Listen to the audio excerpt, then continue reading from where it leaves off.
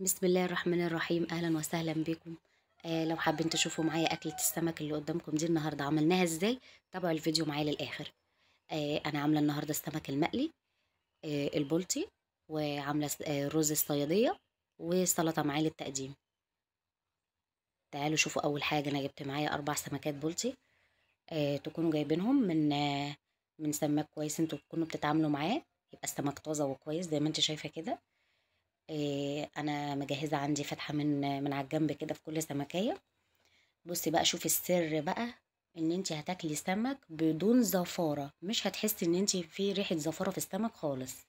اديني حطيت السمك عندي في حاجه اوسع وتكون عميقه شويه عشان تقضي بقى طريقه الغسيل الحلوه دي اللي هتوحش الزفاره خالص. انا حطيت معلقتين من الدقيق او 3 معالق اكتر، مش مشكله. حطيت نص كوبايه خل. وبعدين بقى بزود الميه اهو. بعد ما تكوني نضفتيه، هو جاي طبعا متنضف. وبعدين انتي بتغسليه تاني من جوه كويس قوي، وتشيلي اي حتت الحمرا اللي لونها احمر دي. وتنضفيه كويس. بعدين بقى دي بقى الطريقه دي عشان يشيل بيها الزفاره. هت هتغسليه كويس بالخلطه اللي احنا عملناها الرهيبه دي، وهتشوفي مفيش اي ريحه زفاره خالص لو انتي بتحمري ولا وانتي بتاكليه. هنقلبهم كده ونغسلهم ندعكهم كويس بقى بالخلطه دي اللي هي الدقيق وال والخل والميه. شوفوا حتى لون الميه اهو، سبتها شويه بعد ما دعكتهم كويس لونها اتغير.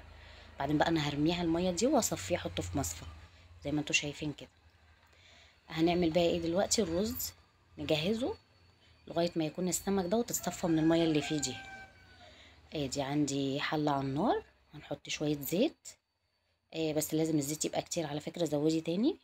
رز الصياديه عشان يطلع معاكي مفلفل كده ولونه حلو.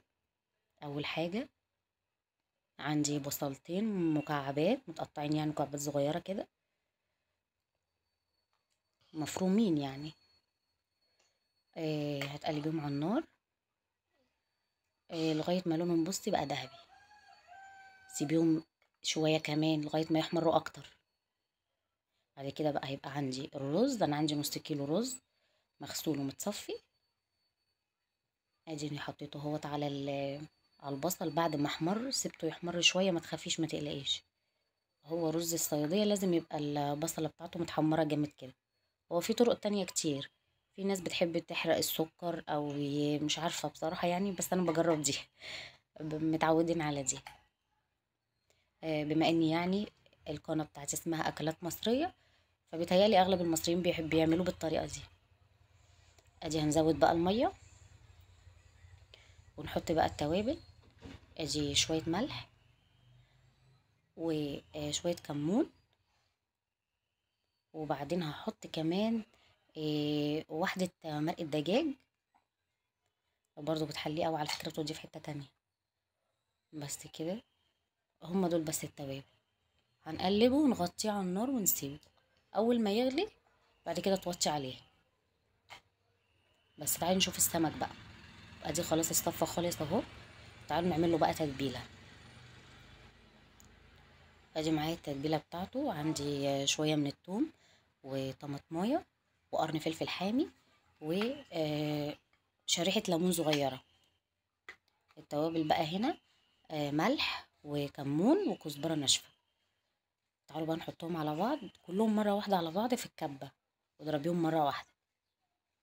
دي عندي الكبه، هنحط كلهم مرة واحدة كده. كل الخلطة اللي انا قلتلك عليها على فكرة جميلة. وشايفين شريحة الليمون دي بتبقى يعني بتخلي بتحوش برضو اي ريحة زفرة في السمك. خلاص نضربهم بقى. اديها جهزت معايا اهي. تعالوا بقى نتبلهم يلا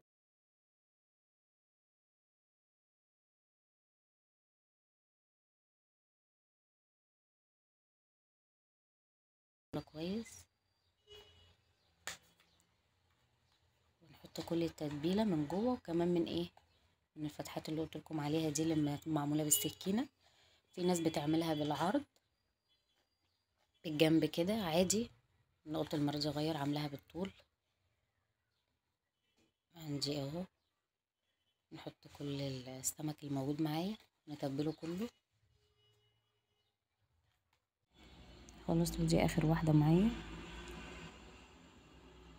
تعالوا بقى نجيب الدقيق.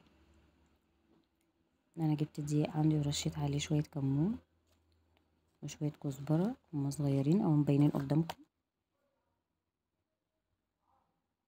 نقلبهم عشان السمكة متبقاش متبلة من ناحية او ناحية لأ. نقلبهم كده. بعدين ناخد كل سمكة كده نقلبها في الدقيق.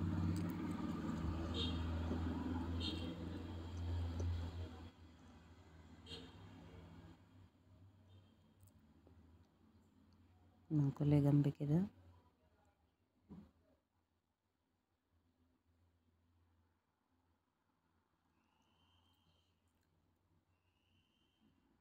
وانا هكملهم كلهم بقى وارجع لكم. انا خلصتهم. تعالوا بقى نحمرهم. جبت عندي صينية كبيرة على النار عشان تقضي، عشان السمك عندي كبير. حطيت الزيت. ادي نزلت اول سمكتين اهو. بس خليكي واقفة قدامه، ما تسيبيهوش يعني وتمشي، لان ممكن يتحرق منك. انا كملتهم بقى. تعالوا نشوف طيب مقادير السلطة. طماطم مكعبات، خيار مكعبات، بصل مكعبات، وفلفل اخضر، وليمونة.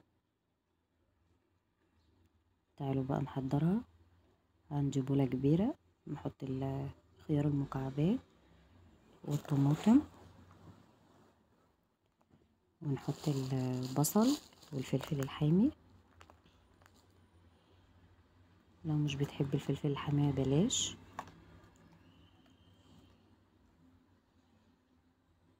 نحط عليهم بقى عصرة الليمونة. خلي بالك لو في اي بذر ولا حاجة. انا هشيل كل دوت بالمعلقة.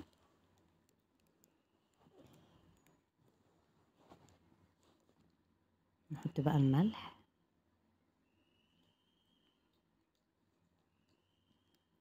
خلاص بقى هي كده بقت جاهزة. هنقلبها. خلاص هي كده جاهزة على التقديم.